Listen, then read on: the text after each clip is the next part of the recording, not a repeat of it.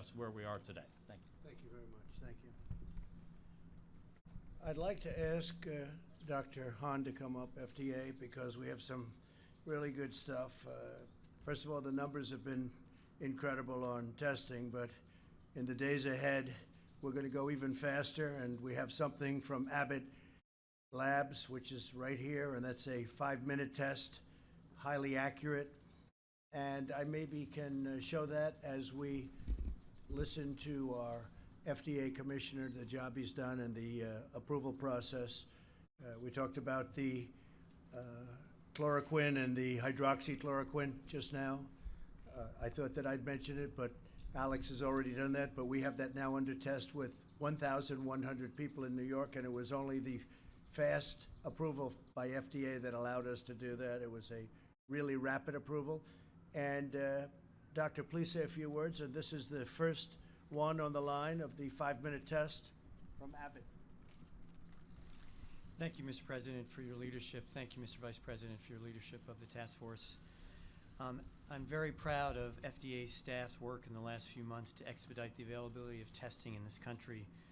I'm also incredibly appreciative of private industry's ingenuity and willingness to work with us quickly to develop and distribute those tests. We've had a substantial addition to testing with the authorization of point-of-care tests, especially the Abbott point-of-care test, which the President has pulled out of the box. A point-of-care test is a test that gives you a result where you're getting care. This is truly a patient-centered approach, whether it's the doctor's office, a hospital, an emergency room, an urgent care center, or a drive-by testing site.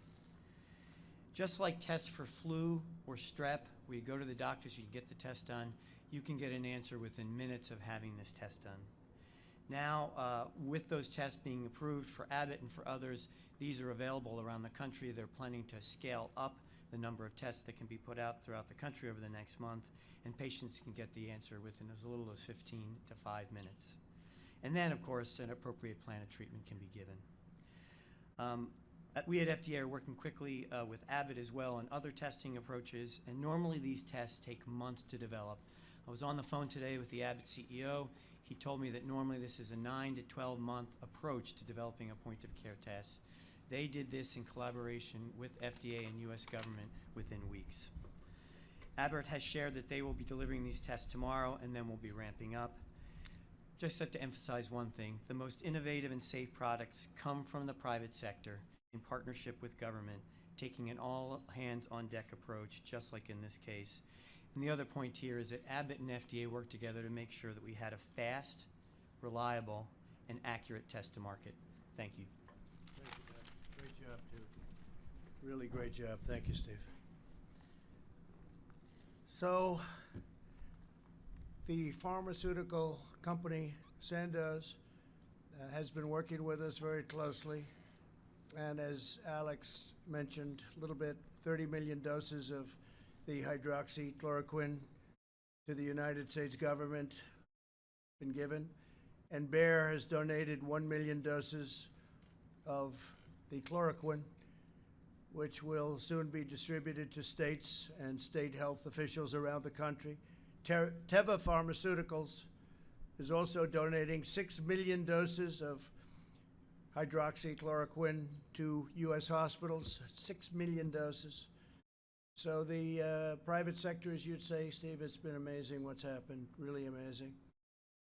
And we're going to introduce you to some of the greatest business executives in the world today, no matter where you go.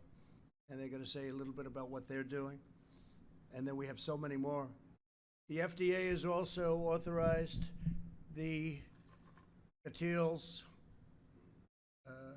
N95 respirator mask sterilization kits. It's an incredible thing. I've been asking, why are we throwing these masks away? You look at some of these masks and they're significant pieces of equipment, and I say, how come you throw them away? Why aren't they using sterilization techniques? And I got a call from Mike DeWine, the governor of Ohio, and he's a tremendous guy, tremendous governor, and he said, we have a company named Batil, and they're having a hard time getting approval from the FDA, and I called up Dr. Hahn, and within a very short period of time, they got the approval. Steve, we really appreciate it. I want to thank Mike, and I want to thank Steve And they're going to be able, each machine now can disinfect 120,000 masks per day. Now think of that.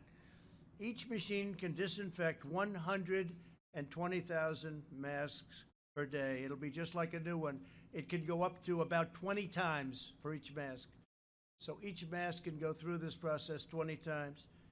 And they have 2 in Ohio, 1 in New York, and 1 will soon be shipped to Seattle, Washington, and also to Washington, D.C. So that's going to make a tremendous difference on the masks. This morning I spoke to our nation's governors to help each state get the medical supplies they need. And yesterday, Vice President Mike Pence asked our nation's hospitals to begin reporting total bed capacity, ICU bed capacity, ventilator capacity, and vital medical supply levels on a daily basis. And Mike, thank you for the great job. Thank you very much. In New York, the 2,900-bed hospital under construction, which is now completed, they completed it in 3 days, you might say 3.5 days, at the Javits Center, will be completed today, and when you look, so they're going up, I think we're going to be adding some more beds, which will be completed today, and we've opened up, whoops, there goes our box, and my hair's blowing around, and it's mine. The one thing you can't get away with, if it's not yours, you got a problem if you're president. And nearly 3,000 medical beds will become operational. The U.S. Navy ship Comfort also arrived today, equipped with 12 operating rooms and 1,000 hospital beds. Work has begun on additional temporary hospital sites, including a 600-bed capacity nursing home facility in Brooklyn and numerous floors of a high-rise building on Wall Street. So it's been really pretty amazing what they've done. The Army Corps of Engineers, what they've done, they just completed, think of it, a 2,900-bed hospital in New York in just about 3 days, maybe 4 days. And the whole city's talking about it. On top of that, we floated in a great ship, which is going to be 1,000 rooms, which is being used for patients outside of what we're focused on, and that will free up a lot of rooms for what we're focused on. So it's been great. The Army Corps of Engineers has awarded contracts for the construction of alternate care facilities also at the State University at Stony Brook, State University Old Westbury, and the Westchester Community Center. We're sending 60 ambulances to New York City today. We have a total of 60. We're getting some additional ones, with up to 190 more to follow at different locations. To date, FEMA has obligated more than $1.3 billion in federal support to the state of New York. So we're spending a lot of money in New York. It's a hotbed. There's no question about it. And we're spending a lot of time, effort on New York, New Jersey. Spoke with Governor Cuomo a lot.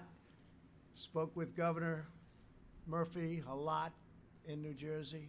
And we're really getting the job done. People are very impressed, and I'm very impressed by the people in FEMA, the people in the Army Corps of Engineers, because what they've done, I've never seen anybody do anything like it. In addition to the 8,100 ventilators that we've already delivered over the next 48 hours, we're delivering more than 1,000. We're going 400 ventilators are going to Michigan very shortly, 300 going to New Jersey, 150 ventilators to Illinois, 150 to Louisiana, and 50 to Connecticut. FEMA and HHS already delivered 11.6 million N95 respirators, 26 million surgical masks, 5.3 million face shields, 4.4 million surgical gowns, and 22 million gloves. And I don't know if you just saw, it just came over the wires, that Ford just announced, just a little while ago, that they will produce, along with General Electric Healthcare, 50,000 ventilators, and they're going to be doing it in less than 100 days. And top of that, we have other companies that are doing ventilators, including General Motors. But we have 9 other companies doing ventilators as we outpace what we need, we're going to be sending them to Italy. We're going to be sending them to France. We're going to be sending them to Spain, where they have tremendous problems, and other countries as we can. But the fact that we're doing so many so quickly is a tribute to our great companies. More than 14,000 National Guard members have been activated and can help supplement state and local efforts to distribute personal protective equipment, where we're sending a lot. We have plane loads coming in. We have 51 loads from various locations all around the world, and they're landing. We had our first big cargo plane land this morning, and we're getting it from all over the world. And we're also sending things that we don't need to other parts. I just spoke to the Prime Minister of Italy, and we have additional capacity. We have additional product that we don't need. We're going to be sending approximately $100 million worth of things, of surgical and medical and hospital things to Italy. And Giuseppe was very, very happy. I will tell you that they're having a very hard time. Joining us this afternoon are CEOs of the great American companies that are fulfilling their patriotic duty by producing or donating medical equipment to help meet our most urgent needs. What they're doing is incredible, and these are great companies. Darius Domchek of Honeywell, you know that, and Darius has been somebody that I've dealt with in the past, and he's a great leader of a great company. Deborah Waller of Jockey International. A friend of mine, Mike Lindell of My Pillow. Boy, do you sell those pillows? That's unbelievable what you do. David Taylor of Procter & Gamble, and Greg Hayes of United Technologies Corporation. And I just want to tell all of you that America is very grateful to you and what you've done. Amazing job you've done, and we thank you very much. I'd like you to come up and say a couple of words, if you might, about your companies. Mike, come on up. Come on up, fellas, please. Come on up. You have to say what you're doing, because it's been really incredible. Go ahead, Mike. Okay, well, My Pillow is a U.S. vertically integrated company which has been forced to adjust to the changing business environment as a result of the pandemic. My Pillow is uniquely positioned as a U.S. company that functions as a manufacturer, logistics management, distributor, and direct-to-consumer. Given our current business lines, we are experiencing the effects of this pandemic firsthand. But My Pillow is done. We've established an internal task force which is monitoring future needs of companies across the country as a result of this pandemic. And given our position, we've begun to research and develop new protocols to address the current and future needs of U.S. businesses across multiple sectors. How companies are going to prepare themselves when they once again open up, and changes to their current operations in order to adjust to future threats and pandemics. My Pillow has designated some of its call center to help U.S. companies navigate the many issues that resulted from this pandemic. We've dedicated 75% of my manufacturing to produce cotton face masks. In 3 days, I was up to 10,000 a day. By Friday, I want to be up to 50,000 a day. I'm proud to manufacture our products in the United States, and I'm even more proud to be able to serve our nation in this great time of need. Thank you, Mr. President, for your call to action, which has empowered companies like My Pillow to help our nation win this invisible war. Now I wrote something off the cuff, if I can read this. Okay. God gave us grace on November 8, 2016, to change the course we were on. God had been taken out of our schools and lives. A nation had turned its back on God. And I encourage you to use this time at home to get back in the Word, read our Bibles, and spend time with our families. Our president gave us so much hope where just a few short months ago, we had the best economy, the lowest unemployment, and wages going up. It was amazing. With our great president, vice president, and this administration, and all the great people in this country praying daily, we will get through this and get back to a place that's stronger and safer than ever. Thank you very much. Thank you, Mike. Appreciate it. Please come on up. I did not know he was going to do that, but he's a friend of mine, and I do appreciate it. Thank you, Mike, very much. Please. First of all, Mr. President, Mr. Vice President, the entire administration, And all the agencies, thank you for your strong leadership during this time of crisis. It is noticed, and it's making a difference. Second of all, I'd like to say a big thank you to all the healthcare workers out there. You're putting yourself in harm's way every day, and we really respect what you're doing, and we couldn't be thankful enough for it. And I can tell you that more help's on the way. We as Honeywell, we're an industrial technology company. And one of the businesses that we're in, we protect the industrial worker. But what we're doing today is we're repurposing a lot of that equipment to serve the healthcare worker. A few days ago, we announced the startup of a new manufacturing facility in Rhode Island. We're going to be hiring 500 employees. We have already 200 on board, and we're going to be starting the production of N95 masks within the next 2 weeks. Furthermore, today we're announcing the startup of another manufacturing facility in Arizona. We're going to be hiring another 500 people, and we're going to be starting up production in that facility by the middle of May. So in total, we've doubled our production of N95 masks already. It's going to double again within the next 60 days, and then within the next 90 days, we're going to have 5x the capacity we do today. Furthermore, we're going to be providing other safety equipment to support all the efforts going on. Lastly, I'll say a big thank you to all the Honeywell employees, and also announce a $10 million fund for them, for all the hourly and administrative employees who are having a hard time during this time of crisis. Thank you, Mr. President. Fantastic. Thank you. Normally I'd shake his hand, but we're not supposed to do that anymore. So that's okay. Great job. Thank you to Honeywell. Please go ahead, Secretary.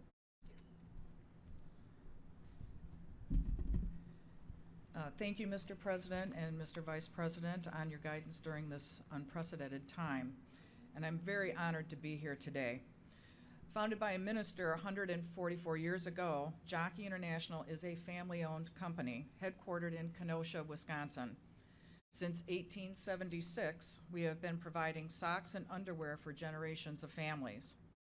It is part of our DNA to roll up our sleeves and help our country in her time of need. During World War II, we made parachutes for the military. And today we are eager to serve this great country by providing support for the healthcare workers on the front lines of this fight. As the President and Vice President have said, it's a whole of America approach, and we are committed. Jockey has had a long-standing partnership with Encompass Group, headquartered in Georgia, serving the healthcare community. When we learned of the critical need for PPE, we knew we had to help. That meant restarting production on Tier 3 isolation gowns. Monumental lifting by Jockey, Encompass, FEMA, and the FDA was done in just a few days to be production ready. As a result, we expect to begin delivering 30 to 50,000 gowns per week, helping those that need it the most right now. In addition, this week, we are also donating 10,000 units of scrubs to the frontline doctors and nurses at the Javits Convention Center in New York City. We would not have been able to do this without the collaboration of the administration, representatives from the federal agencies, and Congressman Brian Stiles. Thank you very much, Mr. President and Mr. Vice President. Thank you very much. Fantastic. Thank you very much. Thank you, Mr. President, Mr. Vice President, for bringing us together today. I'm proud to be able to represent the men and women of Procter & Gamble, who every day, 24 hours a day, are working to build and make essential cleaning products, hygiene products, and healthcare products for families everywhere. These include healthcare workers and for institutions that are serving those on the front line. P&G people are the faces of brands you know and trust. Brands like Tide, Pampers, Bounty, Charmin, Mr. Clean, and Vicks. In addition to making, packing, and shipping these essential items, they've worked together to transform our plants, to make things we've never made before, like hand sanitizers and facial masks. Some of these are already getting to national, state, and local agencies. Some of them are in the hospitals already. Everywhere around the world, P&G people are working every day to serve everybody, consumers, and they're working together to bring together the full capability of our research and development, our engineering, our manufacturing, and our communications capability to make sure we make a difference to the consumers we serve, and to all the audience that we can make a difference to. I want to thank them, and I'm very grateful for what they do every day in service to others. Thank you, Mr. President, Mr. Vice President, for bringing us together today. Thank you. Thank you. Good afternoon. I'm Greg Hayes from United Technologies. And on behalf of the 240,000 employees of United Technologies and the 70,000 employees at Raytheon, which will join together with UTC this Friday, I want to first of all say thank you to the President and the Vice President for your leadership during what is really a war. It is a different war than anybody has ever fought before, but it's a war that we're uniquely qualified to help. As one of the world's largest defense contractors and some of the best technology, we're using that technology to try and solve some real-world problems. Today, we're working with the Air Force to try and help pilots as they're moving medical evacuees with the COVID-19 virus such that they can be protected and that the patients can be protected. Again, we're working also with logistics, and if you think about a war, strategy is important, but logistics wins war. It's imperative, I think, with FEMA, along with Mr. Navarro's office, that we coordinate all of these activities. Last week, we donated about 90,000 pieces of personal protective equipment to FEMA. Next week, we'll have another almost 1 million, again, working through our supply chain partners around the world. We're also today, this week, beginning the manufacture of face shields. Using the additive technologies that we have and the machines that we have available within UTC, we'll be able to produce approximately 10,000 shields in the next 4 weeks. Again, all needed equipment. We stand ready to help in any way we can. We don't need the Defense Production Act to ask us to act. All of the people at UTC and Raytheon are focused on this war and winning it. Again, I also want to say thank you to all of our employees for their work during this crisis, as well as to the frontline medical and other first responders. Thank you very much. Thank you very much. Thank you, fantastic. Great company. Those are great companies. Thank you very much. I'd like to ask Seema to come up and say a few words about what you're doing and what's happening and how positive it's been. I really appreciate it. Come on up, Seema. Irma. Thank you, Mr. President. And let me start by saying I want to convey my deepest sympathies to those that have lost loved ones to the coronavirus. We're all thinking of you. Today is Doctors' Day, and even without it, I want to send a message of gratitude to the foot soldiers in this war, men and women that are providing care and comfort to Americans that have been affected by the virus. Your country is grateful. And in short, as the President has said, we are engaged in a war against an invisible enemy.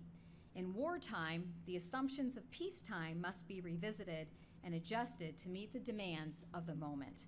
And so under the President's leadership, CMS is waiving a wide and unprecedented range of regulatory requirements.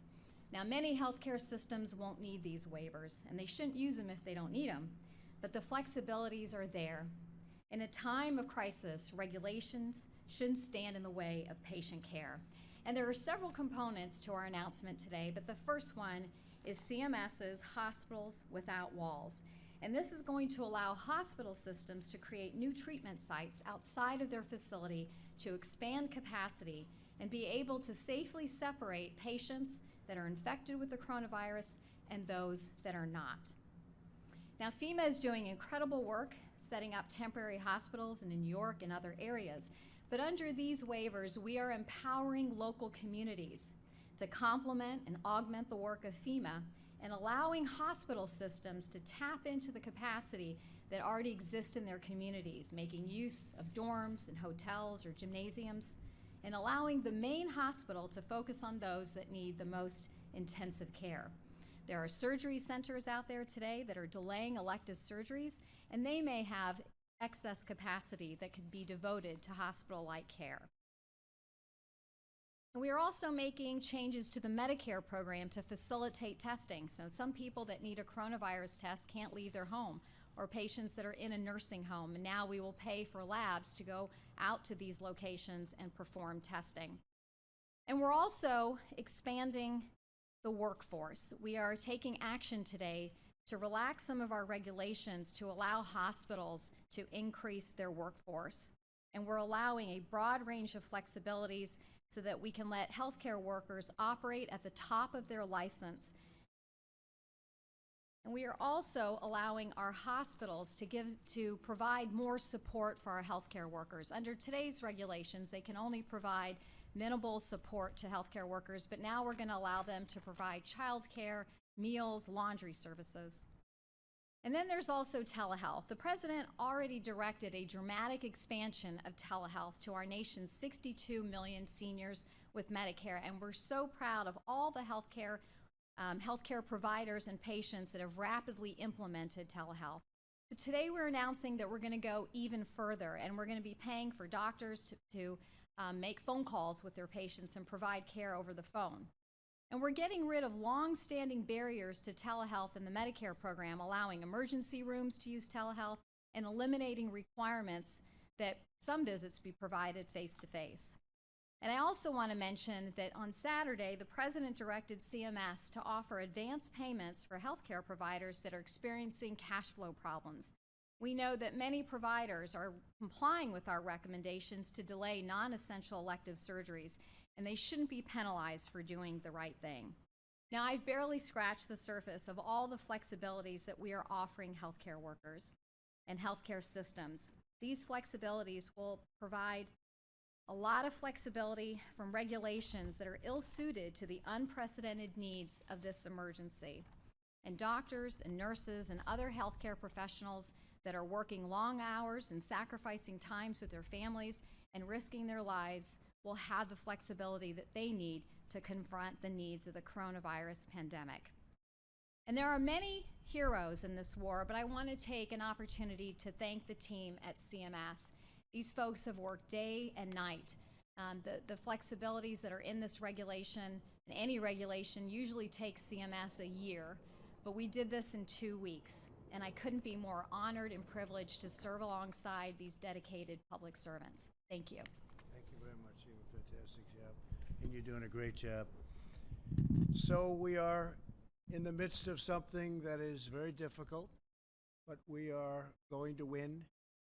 It's just a question of when. We want to do it as quickly as possible. We want to have as few deaths as possible. And we will meet again tomorrow for some statistics and some updates as to where we are, where we think we're going, and timing. I think timing is going to be very important because we have to get our country back. We have to get our country back to where it was and maybe beyond where it was, because we've learned so much. But we will have lost a lot of people. And in many ways, they're heroes. And if you look at what's happening with our medical professionals, it's a danger. They're warriors. Men and women are doing a job that the likes of which I don't think anyone's ever seen. I see them coming out of planes today, going into New York, going into the most dangerous locations, dangerous areas, and they go in there and they just want to do the job. And you see the numbers. You see the numbers like I see the numbers. I have some friends that are unbelievably sick. We thought they were going in for a mild stay, and in one case, he's unconscious in a coma. And you say, how did that happen? So I just want to thank all of the great professionals, men and women, doctors and nurses and paramedics and first responders and law enforcement, by the way. If you look at New York and you see how the effect that that's had on law enforcement, it's been incredible. These are great people. Firefighters, great people. They're helping in so many different ways, so thank you very much. And if you'd like, we'll take a few questions. John, please.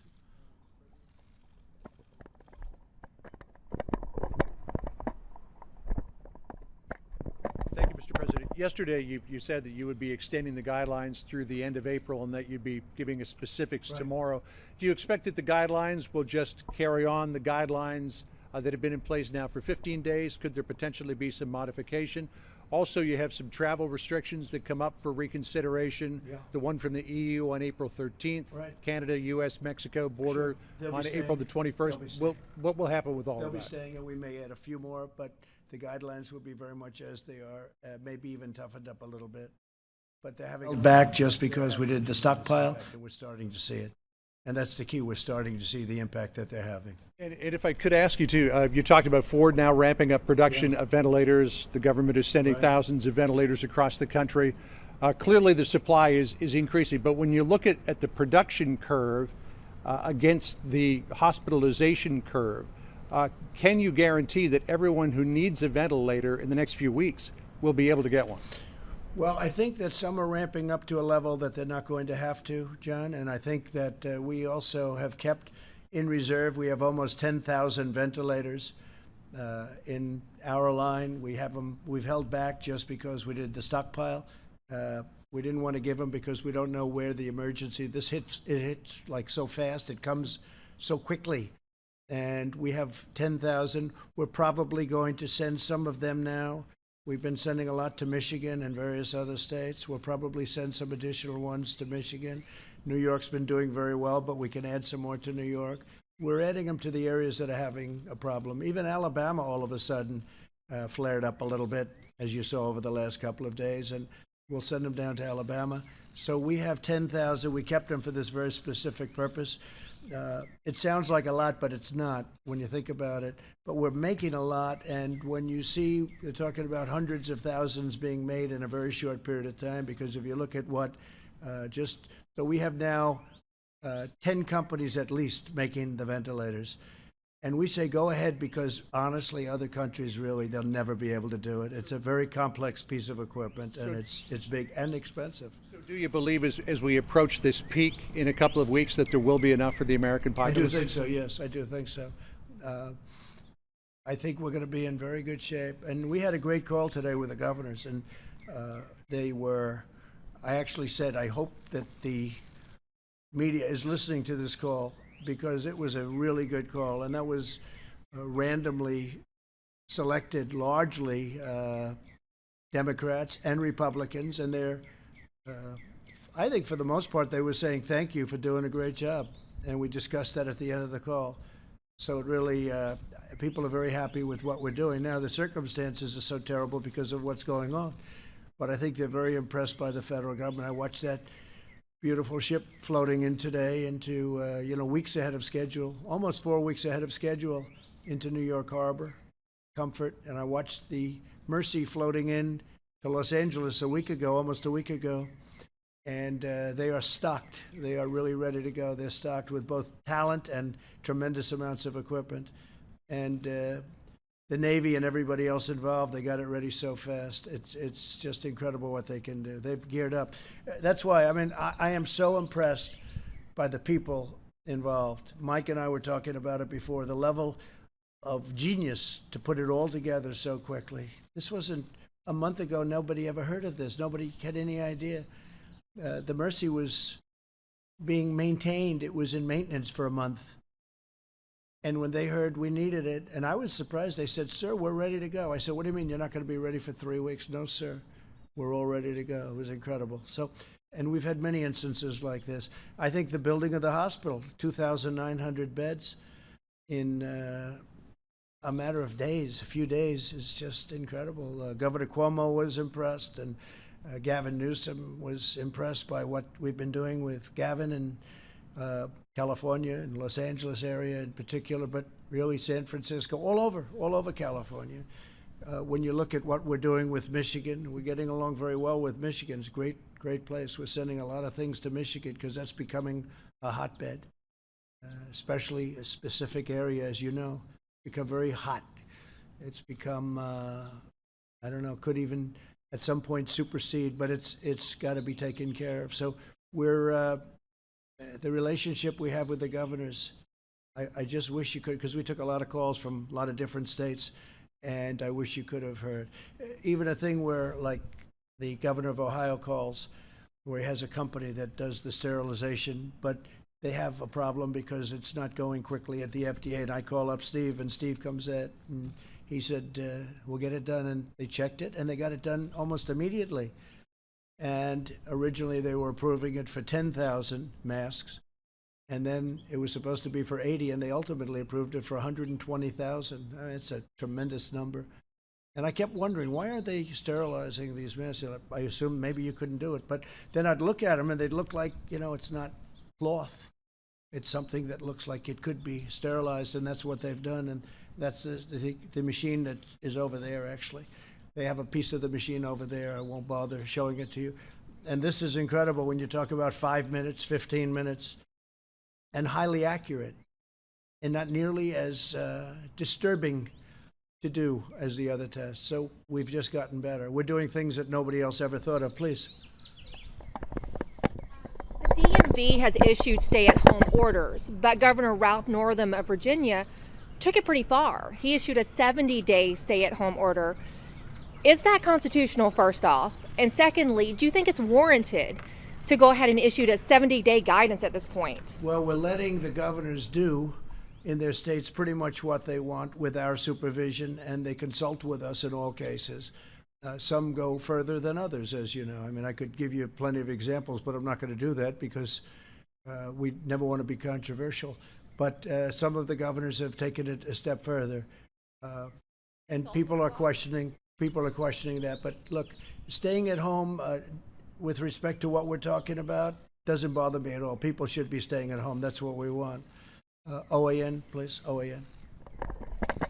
2,405 Americans have died from coronavirus in the last 60 days. Yeah. Meanwhile, you have 2,369 children who are killed by their mothers through elective abortions each day. That's 16,500 children killed every week. Yeah. 2 states have suspended elective abortion to make more resources available for coronavirus cases. That's Texas and Ohio. Do you agree with states who are placing coronavirus victims above elective abortions, and should more states be doing the same? Well, I think what we're doing is we're trying to, as a group, governors, and that's Republicans and Democrats, we're just working together to solve this problem.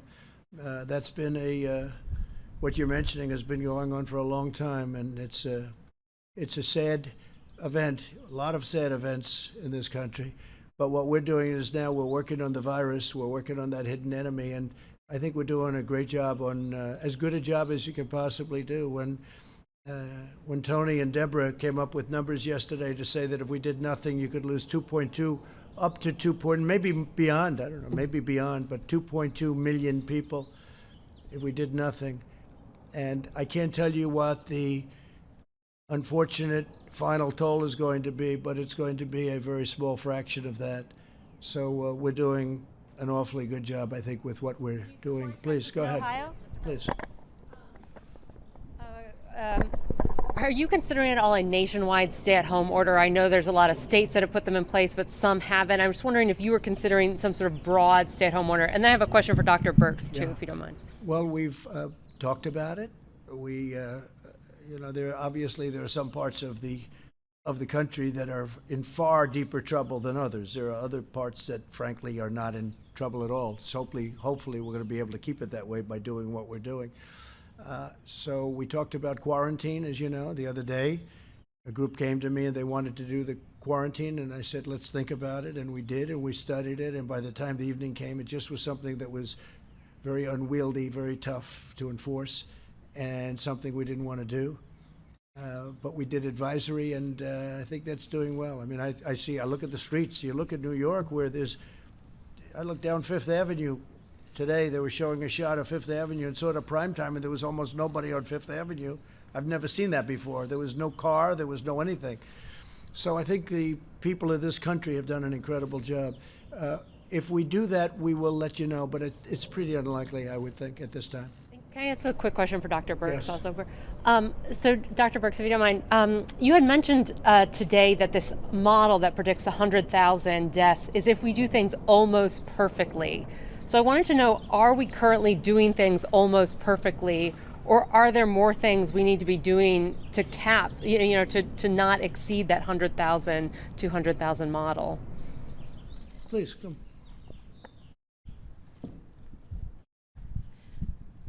Thank you. I think that's a really great question. And tomorrow we'll go through all of the graphs and all the information that we took to the president for the decision. But and I just want to thank the data team that's working day and night to I usually get my data about 2 a.m. from them, and they assimilate all the data from all the states. And when you look at all of the states together, all of them are moving in exactly the same curves. And so that's why we really believe this needs to be federal guidance, so that every state understands that it may look like 2 cases today that become 20, that become 200, that become 2,000. And that's what we're trying to prevent. And I think states still have that opportunity, but they're going to have to do all of these these recommendations are recommendations that the globe is using. And so we really do recommend that every governor, every mayor looks very carefully and ensures that their communities are utilizing these guidance. Thank you very much. Thanks. It is amazing. You look at Louisiana, and for a long time it was just staying at nothing. And then all of a sudden, I look one day and I see a lot and a lot and a lot, and then it explodes. And now we're working very carefully and very powerfully with them. We're building hospitals, so we're building a lot of different things for Louisiana. So it's very important. Yeah, please, go ahead. Actually has warned that this could be seasonal cyclical virus. So, and maybe both of you could comment on this, and Dr. Birx as well. Are you prepared for this to strike again, say, in the fall? All the efforts that are taking place right now to contain this, to be proactive, and yeah. We're prepared. I hope it doesn't happen. Doctor, would you like to say something about that? I hope it doesn't happen, but we're certainly prepared. In fact, I would anticipate that that would actually happen because of the degree of transmissibility. However, if you come back in the fall, it will be a totally different ballgame of what happened when we first got hit with it in the beginning of this year. There will be several things that will be different. Our ability to go out and be able to test, identify, isolate, and contact trace will be orders of magnitude better than what it was just a couple of months ago. In addition, we have a number of clinical trials that are looking at a variety of therapeutic interventions. We hope one or more of them will be available. And importantly, as I mentioned to you many times at these briefings, is that we have a vaccine that's on track and multiple other candidates. So I would anticipate that, a year to a year and a half, we'd be able to do it under an emergency use. If we start seeing an efficacy signal, we may be able to even use a vaccine at the next season. So things are going to be very, very different. What we're going through now is going to be more than just lessons learned. It's going to be things that we have available to us that we did not have before. Okay, please, go ahead. Thank you. Scott Gottlieb, your former FDA commissioner, wrote a roadmap for recovery after the coronavirus. Very interesting. I saw it. He suggests, the roadmap suggests that everybody wear a mask in public. Is that something that the task force thinks is a good idea? Well, we haven't discussed it to that extent, but it's certainly something we could discuss. We're getting certainly the number of masks that you need. We are in the process of talking about things. I saw his suggestion on that, so we'll take a look at it for a period of time, not forever. I mean, we want our country back. We're not going to be wearing masks forever, but it could be for a short period of time after we get back into gear. I could see something like that happening for a period of time, but I would hope it would be a very limited period of time. Doctors, they'll come back and say for the rest of our lives we have to wear masks.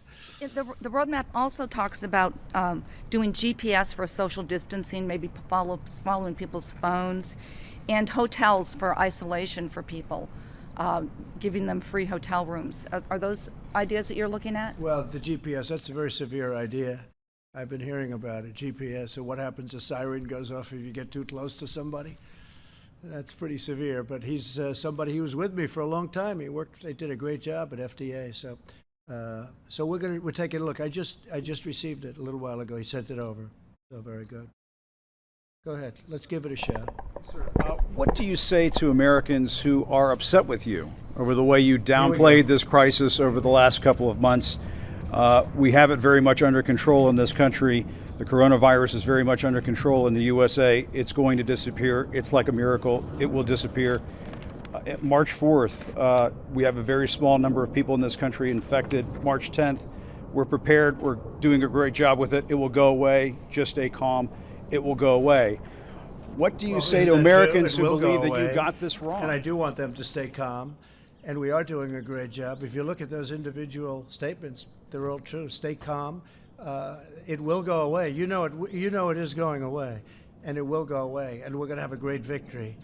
And it's people like you and CNN that say things like that, it's why people just don't want to listen to CNN anymore. You could ask a normal question. The statements I made are, I want to keep the country calm. I don't want panic in the country. I could cause panic much better than even you. I would make you look like a minor league player. But you know what? I don't want to do that. I want to have our country be calm and strong and fight and win. And it will go away. And it is incredible, the job that all of these people are doing, putting them all together, the job that they're doing.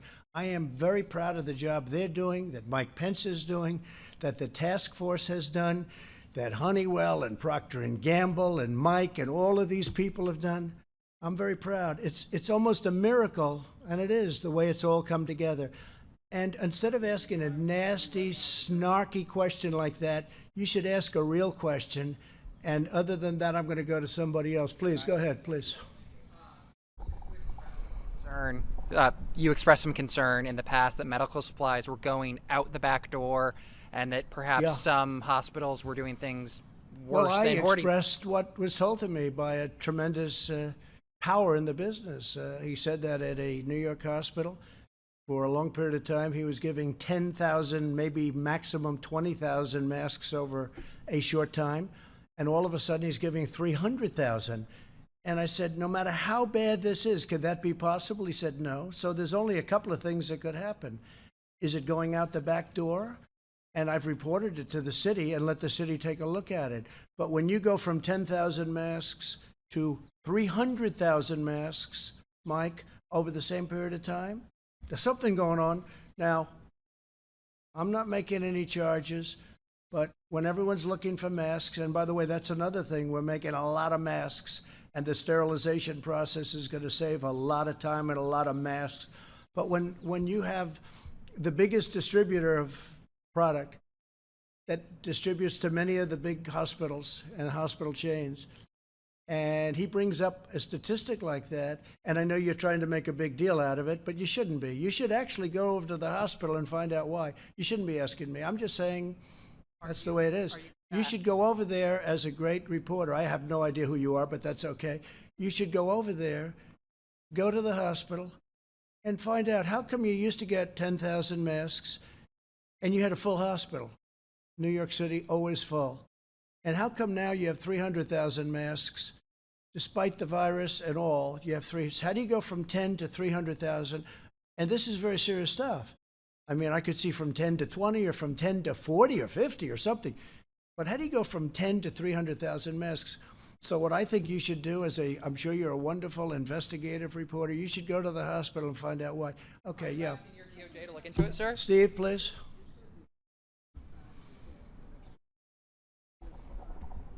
Well, it's so bad for the economy, but the economy is number 2 on my list. First, I want to save a lot of lives. We're going to get the economy back. I think the economy is going to come back very fast.